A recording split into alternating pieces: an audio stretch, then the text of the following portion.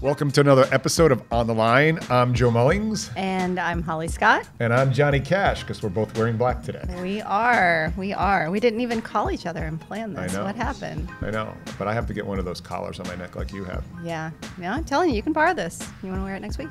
I might, but you'll look better than me, so I'd be jealous. Our topic today? Rolling into the holidays. Rolling into the holidays. What should you do with your career? And certainly want to address this a la TMG style too. Yeah, right? absolutely. Because there's a lot of stuff out there on holidays, like what you should do and don't drink at the party and all that kind of stuff. Yeah, no, the holidays they have a lot of connotations, a lot of things that are laid on it, and it's so interpretive, right? And it's also where you're at in your life. Many people sit back and are looking at their year in reflection and thinking, wow, it was banner and it was amazing, and shit, how are we going to do it again next year?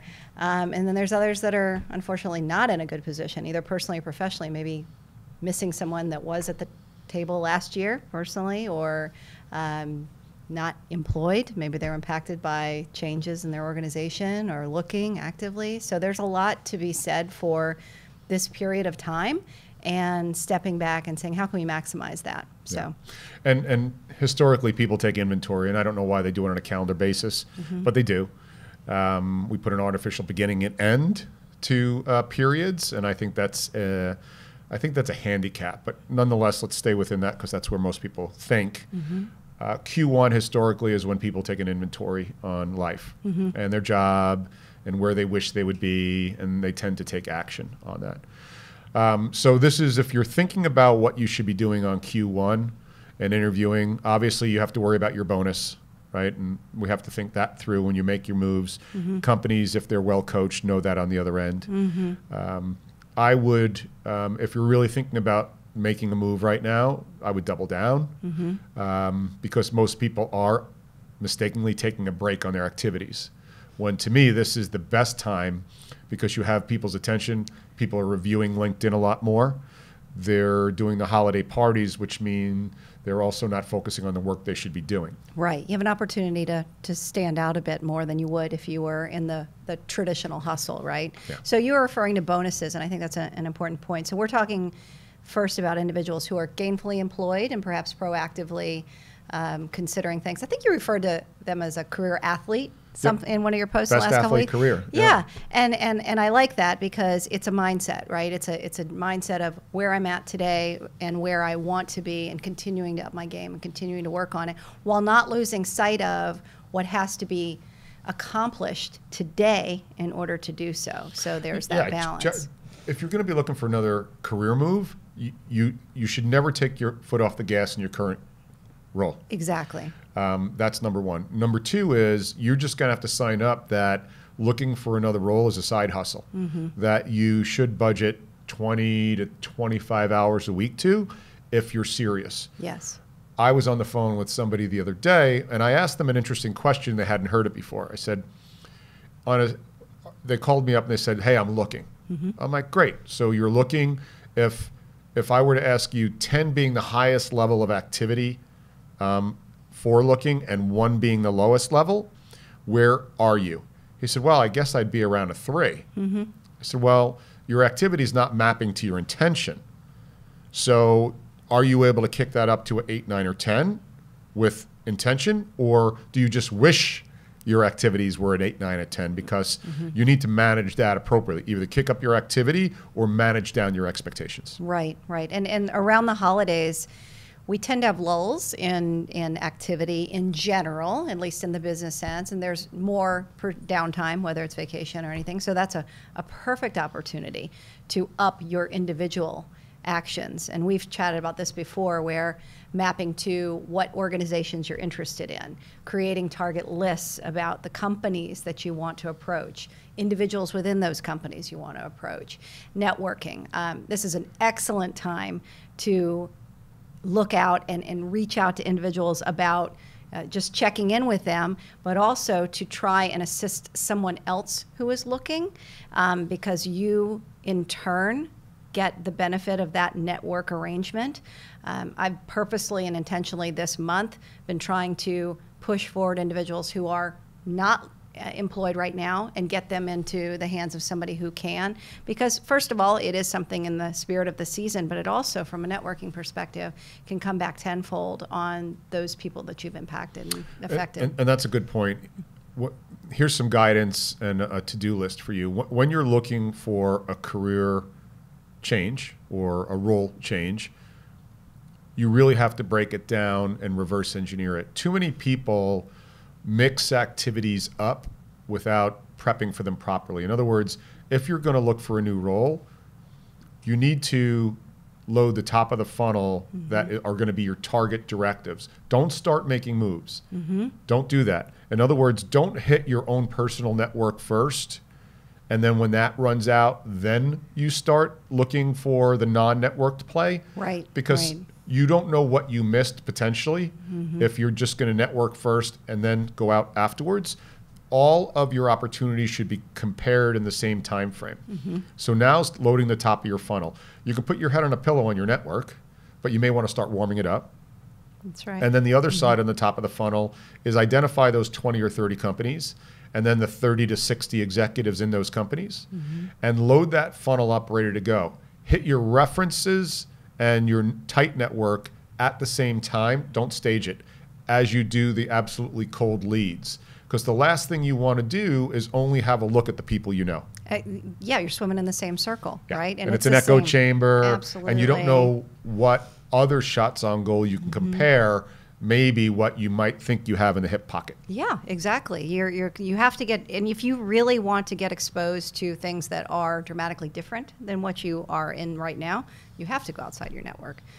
We see that when our recruiters come to us and say, I made a bunch of calls and I don't have our candidate yet. And it's like, okay, well, you made a bunch of calls to people you know. What about these other organizations? Let's see that real well thought out plan. So it's got to go strategic, individually as well as organizationally. Yeah, and count on that being 60 days long. So if it's December 5th, December 6th right now, Walter's going to shoot me for putting a date on this, but we're early December.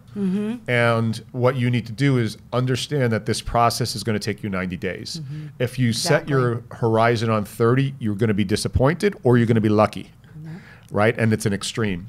So I would plan on a 90-day period if I was looking for a new gig, and I would load that funnel up with my workload in that first 15 days, the first 2 weeks. Again, this is an ideal time of the year to do it. Yes. And then I would look at executing my plan about the first or second week of January, because your messages are going to get stuck in inboxes and in mails as you send those out. And so when we talk about shopping, I don't give any guidance to sending an email out or an email out anytime after the middle of December or before the middle of January, because you're going to get an expiration. It's going to sit in there. And we all know that. We can all go to our inbox now and say, oh, great, I'll get to those in-mails today. And when you don't get to them and tomorrow comes, and then you scroll back on your in-mails 2 days later, you're like, holy crap, how did I miss that email? Right? And so, again, I just want to give you little aggregate tips that you're not going to get lost in the sauce or lost in the holiday party season or lost in your vacation on the people who have their eye on the ball. That's all. Yeah. You know, the flip side of that, though, is, Joe, is have you ever been on vacation where you didn't check your email?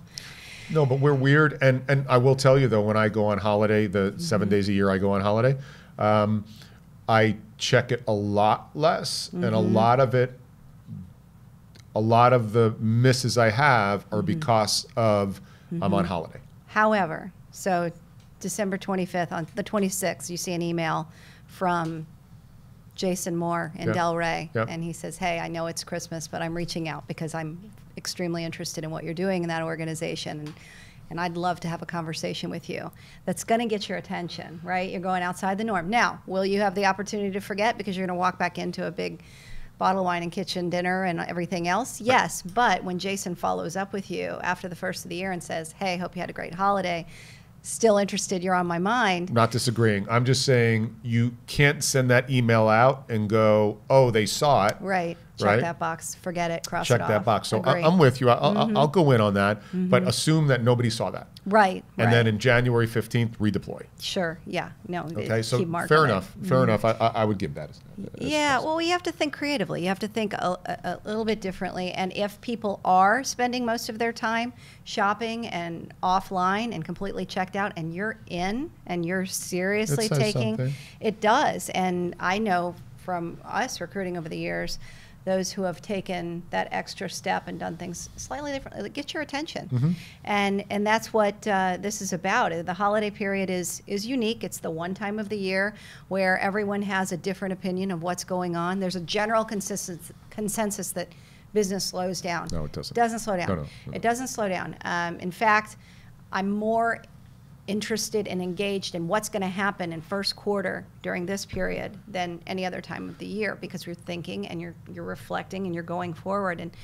And if you take your foot off the gas and assume, based on what you're hearing out there, that things are slow, those you're are excuses, doomed. right? They're Those are excuses. Exactly. And also, it doesn't have to be you switching jobs. This is a wonderful time of year. Again, if you're going to live on a calendar basis, which again I always have an issue with. But let's just say end of the year is your artificial deadline you put on your career or your current role. It's a great time to reflect on what you've accomplished this year. Sit down, grab a notebook, and go through an inventory of everything you've accomplished. And then typically reviews are Q1. Go into your supervisor's office with a list of things you accomplished. And you need to lobby. Instead of that measly 4% raise you get, you need to go like, listen, I want 6.5% based on the things I put out. Here's where Right? I'm. Yeah, Don't here's be what I shy. think. Do not be shy and take the crumbs that are offered to you in a corporate setting. You don't have to threaten. However, why would you just go in there and take what they're willing to give you? It's a database discussion when you have that inventory with you, right? Right. That's Go in no there. question. Here's what I accomplished. Here's what you asked me to do. Now, this is assuming that you were overachiever, right? Right. Here's what you asked me to do. Here's what we did. I would like you to take this into consideration as you go through the review period, right? Exactly. Do it before they said you're getting your 4.5%. Don't sit in the 4.5% meeting because that die has already been struck. Right. Go into your supervisor and say, you know, Mrs. Smith, I know you're coming up on reviews in about 90 days from now. I want to sit with you and preemptively give you insight as to consideration why I don't want a standard review and I don't want a standard bone thrown my way. Look, what's going to happen? What's the worst they're going to do? Think about if somebody came to you and did that and they were an overachiever. When they walked out the door, you'd be like, damn, I don't want to lose her. Right? And I'm going to go to the mat.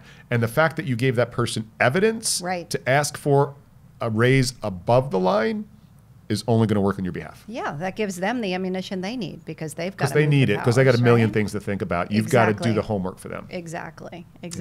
So, I mean, that's what I would do. And again, I don't want our holiday advice to be only about job shopping. I think TMG is about career development. And so going in and hammering your supervisor for a better raise when it's such a tough market, and it doesn't mean that it's a threat, you just need to have it known that this is what I accomplished this year.